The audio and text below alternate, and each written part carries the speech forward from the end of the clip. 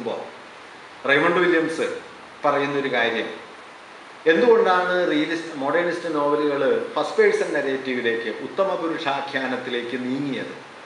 Classical realist നോവലുകൾ പൊതുവെ പ്രഥമ പുരുഷാഖ്യാനാണ്, തേർഡ് പേഴ്സണാണ്. അവൻ, അവർ, അവൾ, അങ്ങനെയാണ് പറയുക, അവരുടെ കഥയാണ്.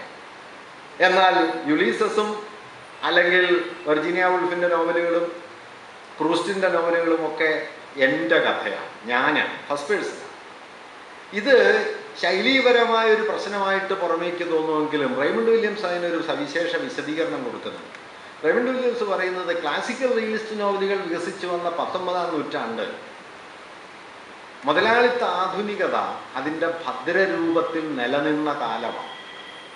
അതുകൊണ്ട് സുഭദ്രമായൊരു ലോകയാഥാർത്ഥ്യം എനിക്ക് പുറത്തുള്ളപ്പോൾ ആ സുഭദ്രമായ ലോകയാഥാർത്ഥ്യത്തോട് ചേർന്ന് നിന്നുകൊണ്ടാണ് എനിക്ക് എൻ്റെ സെൽഫിനെ സ്ഥാപിക്കാൻ കഴിയുക.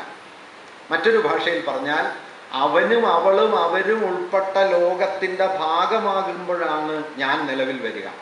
സെൽഫിൻ്റെ കോൺസ്റ്റിറ്റ്യൂഷൻ ഈ തനിക്ക് പുറത്തുള്ള ലോകവുമായിട്ടുള്ള ഒത്തുചേർച്ച വഴിയാണ്. എന്നാൽ ഒന്നാം ലോക യുദ്ധത്തോടെ ഈ സുഭദ്രമായ ബാഹ്യലോകം തകർന്നു. ഒന്നാം ലോക യുദ്ധം മുതലാളിത്ത ആധുനികത ജന്മം നൽകിയ സുഭദ്ര ലോകയാഥാർത്ഥ്യത്തെ ശിഥിലമാക്കി. ആധികാരികവും അനന്യവുമായ ഒരു വ്യക്തിയായി സ്വയം നിൽക്കണമെങ്കിൽ ഈ ലോകത്തെ തിരസ്കരിച്ച് തന്നിലേക്ക് തന്നെ മടങ്ങുക മാത്രമേ വഴിയുള്ളൂ എന്ന് വന്നു. അങ്ങനെ ലോകത്തെ നിരാകരിച്ച് തന്നിലേക്ക് മടങ്ങുന്നതോടെ നരേറ്റീവ് ഫസ്റ്റ് പേഴ്സൺ നരേറ്റീവ് ആകും.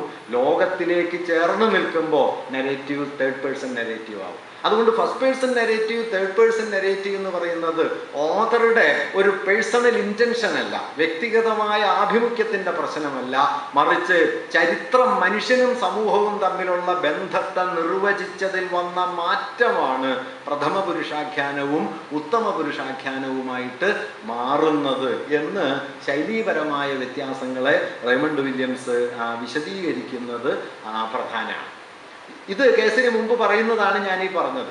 ശൈലി എന്ന് പറയുന്നത് ഒരാളുടെ സ്വകാര്യ പ്രശ്നമല്ല, താരതമ്യേന നിശ്ചലമായ ഒരു ദീർഘകാലത്തേക്ക് ഒരു ജനത അനുഭവിക്കുന്ന വികാരങ്ങളുടെ ആവിഷ്കാരമാണ് ശൈലി എന്ന് അദ്ദേഹം പറയുന്നത് ഈ നിലയ്ക്കാണ്.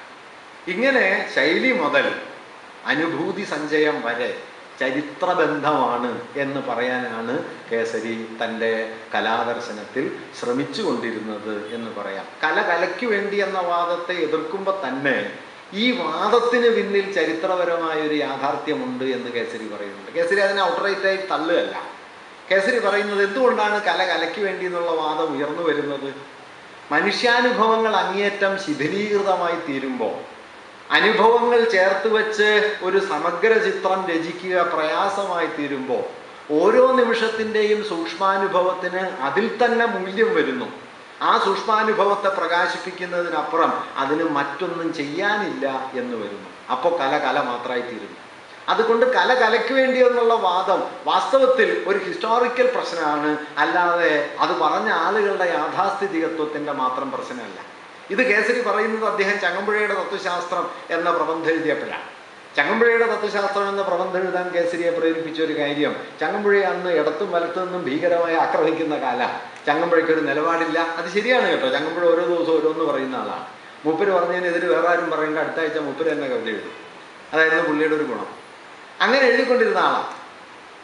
അതുകൊണ്ട് ഞങ്ങൾ തൃപ്പൂണിത്തുറയിൽ യോഗം ചേർന്ന് ചങ്ങമ്പുഴ കവിത എഴുത്ത് നിർത്തണമെന്ന് പ്രമേയം പാസ്സാക്കിയിട്ടുണ്ട്.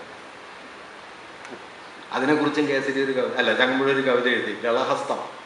ഗളഹസ്തം ചെയ്യുമ്പോൾ ഗളഹസ്തം വെറും ഒരു ചൊറികുത്താണോ എന്നാണ് ആ കവിത തുടങ്ങുന്നത്. അങ്ങനെ എഴുതിയ ഇങ്ങനെ നിലപാടില്ലാതെ ഓരോ ദിവസവും ഓരോന്ന് പറഞ്ഞ് യുവാക്കളെ വഴിതെറ്റിക്കുന്നു, ധാരാളം ആക്ഷേപങ്ങൾ. അപ്പൊ കേസരി ആ സന്ദർഭത്തിൽ ചങ്ങമ്പുഴയ്ക്ക് വേണ്ടി ഒരു ലേഖനം എഴുതി.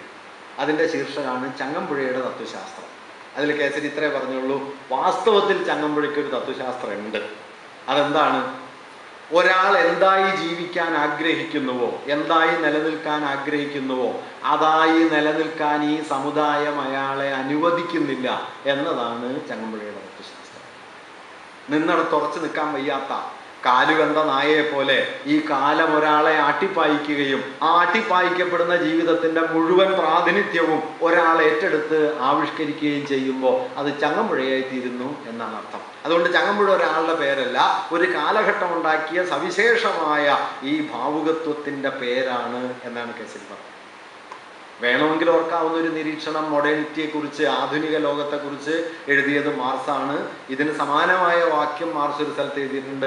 അനുഭവങ്ങളെ ആവിയാക്കി കളയുന്നത് വഴി അനുഭവങ്ങളുടെ ഭദ്രതയെ തകർക്കുകയാണ് ഈ പുതിയ കാലം ചെയ്യുന്നത് എന്നെഴുതിയ കേസരിയെ ഓർമ്മിപ്പിക്കുന്ന മട്ടിൽ മുതലാളിത്ത മൂലധനം എന്തു ചെയ്യും എന്ന ചോദ്യത്തിന് മാർസ് ഉത്തരം എഴുതുന്നുണ്ട്.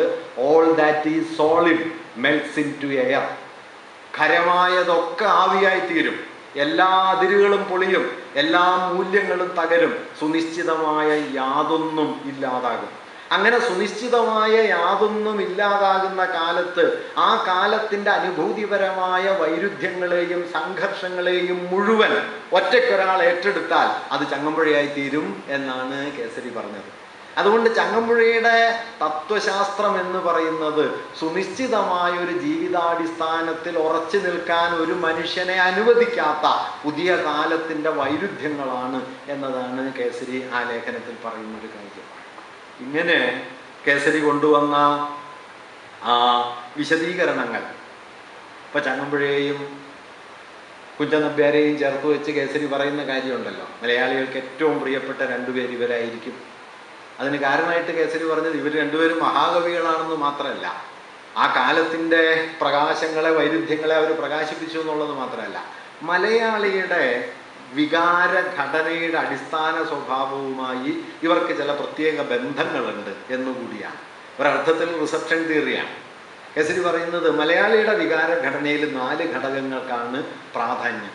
ഒന്ന് സംഗീതഭ്രമം, മറ്റൊന്ന് വികാരപാരവശ്യം, 3 ചടുലത, 4 ഹാസ്യം. അതിൽ വികാരപാരവശ്യത്തെയും ഫലിതത്തെയും ചടുലതയെയും പൂർത്തീകരിച്ച കവിയാണ് കുഞ്ചൻ നമ്പ്യാർ. വികാരപാരവശ്യത്തെയും സംഗീതഭ്രമത്തെയും അതുപോലെ ചടുലതയെയും പൂർത്തീകരിച്ച ആളാണ് ചങ്ങമ്പുഴ. അതുകൊണ്ട് മലയാളിയുടെ വികാരഘടനയോട് ഏറ്റവും അടുത്ത് നിൽക്കുന്ന കവിത നമ്പ്യാരും ചങ്ങമ്പുഴയുമാണ് എഴുതിയത്. അതുകൊണ്ട് മലയാളികളുള്ളിടത്തോളം കാലം ഇവർ ഓർമ്മിക്കപ്പെടും എന്ന് കേസരി എഴുതുന്നുണ്ട്. ഞാൻ പറഞ്ഞത് ഇതാണോ മലയാളിയുടെ വികാരഘടന എന്നൊക്കെ ഒരാൾക്ക് തർക്കിക്കാം. പക്ഷെ ഒരു കവി വിജയിക്കുന്നത് അയാളുടെ കവിതയുടെ ആന്തരിക ബലം കൊണ്ട് മാത്രമല്ല, മറിച്ച് അത് വായിച്ച സമുദായത്തിൻ്റെ ബലം കൊണ്ട് കൂടിയാണ് എന്ന് കേസരി കണ്ടിരുന്നു. അതുകൊണ്ടാണ് ടാഗോറിന് ഇംഗ്ലീഷുകാർ ഇഷ്ടപ്പെട്ടത്. ടാഗോറിൻ്റെ കവിത മഹിതമായതുകൊണ്ടല്ല, അവർക്ക് പരിചയമുള്ള സമ്പ്രദായത്തിൽ ടാഗോർ എഴുതിയത് കൊണ്ടാണ്. വാസ്തവത്തിൽ ടാഗോറിനേക്കാൾ വലിയ കവിയാണ് കുമാരനാശാൻ എന്ന് കേസരി എഴുതുന്നുണ്ട്. ടാഗോറിൻ്റെ ഗീതാഞ്ജലി യൂറോപ്പിൽ വിജയിച്ചതിന് 2 കാരണമുണ്ട്. അത് വിവർത്തന സിദ്ധാന്തങ്ങളൊക്കെ പറയുമ്പോൾ എപ്പോഴും പറയും. ഒന്ന്, യൂറോപ്പിന് പരിചയമുള്ള സങ്കീർത്തന ഭാഷയിലാണ് ടാഗോർ ഗീതാഞ്ജലി ഇംഗ്ലീഷിലാക്കിയത്. സാൻസിൻ്റെ ഭാഷ, പഴയ ദൈവത്തിലെ സങ്കീർത്തനത്തിൻ്റെ ഭാഷ, ദൈവവും മനുഷ്യനും തമ്മിലുള്ള ബന്ധത്തെ ഏതാണ്ട് വളരെ സെൻഷ്യസായ ഒരു കാമുക ബന്ധത്തിൻ്റെ പദാവലികളിലേക്കും അവബോധത്തിലേക്കും ട്രാൻസ്ലേറ്റ് ചെയ്യുന്നതാണ് സങ്കീർത്തന ഭാഷ. ടാഗോർ അത് സ്വീകരിച്ചു. ഒപ്പം തന്നെ ബംഗാളിയിലെ ഗീതങ്ങളുടെ സമ്പ്രദായത്തിൽ നിന്ന് യൂറോപ്പിന് പരിചയമുള്ള ഫ്രീ വേഴ്സിലേക്ക് രൂപത്തെയും മാറ്റി. ഇങ്ങനെ രൂപതലത്തിലും ഭാവതലത്തിലും ബംഗാളി ഗീതാഞ്ജലിയെ അഴിച്ചു പണിത് യൂറോപ്പിന് 2000 വർഷമായി പരിചയമുള്ള ഭാവബന്ധത്തിലേക്കും രൂപ സംവിധാനത്തിലേക്കും ഗീതാഞ്ജലിയെ മാറ്റി എഴുതിയിട്ടാണ് ഗീതാഞ്ജലി യൂറോപ്പ് വായിച്ചത്.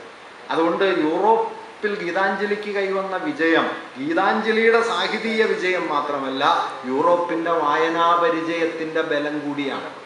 വായിച്ചുണ്ടായ വലിപ്പമാണ്, എഴുതിയുണ്ടാക്കിയ വലിപ്പം മാത്രമല്ല. ഇത് കേസരി ഈ ചങ്ങമ്പുഴയെയും കുഞ്ചൻ നമ്പ്യാരെയും കുറിച്ച് പറയുമ്പോഴും പറയുന്നുണ്ട്. ഇതും പ്രധാനമാണ്. കാരണം ഒരു കലാവസ്തു ഫലിക്കുന്നത് അത് പ്രവർത്തിച്ച സമുദായത്തിൻ്റെ ആവശ്യങ്ങളുമായി അതിന് ആഴത്തിൽ എൻഗേജ് ചെയ്യാൻ പറ്റുമ്പോഴാണ്. അല്ലെങ്കിൽ അത് ഫലിക്കില്ല. ബിഥോവൻ്റെ സംഗീതത്തെക്കുറിച്ച് എഴുതുമ്പോൾ പ്ലഖനോവ് പറയുന്നുണ്ട്, മറ്റൊരു കാലത്താണെങ്കിൽ ബിഥോവൻ ഒരു ശരാശരി സംഗീതജ്ഞനായിട്ട് അവസാനിക്കുമായിരുന്നു. മറിച്ച് ബൂർഷ്വാ സമുദായം ഉദയം ചെയ്യുകയും വ്യക്തിയുടെ അപരിമേയമായ ശക്തിയെക്കുറിച്ചുള്ള ബോധം യൂറോപ്പിൽ അലതല്ലുകയും ചെയ്യുന്ന കാലത്ത് ജീവിച്ചു എന്നതാണ് ബിഥോവനെ ലോക സംഗീതജ്ഞനാക്കിയത്. തിരിച്ചദ്ദേഹം നെപ്പോളിയനെ കുറിച്ച് പറയുന്നുണ്ട്, ഈ ക്രൈസിസിൻ്റെ പീരീഡിൽ അല്ലെങ്കിൽ നെപ്പോളിയൻ പരമാവധി ഒരു കേണൽ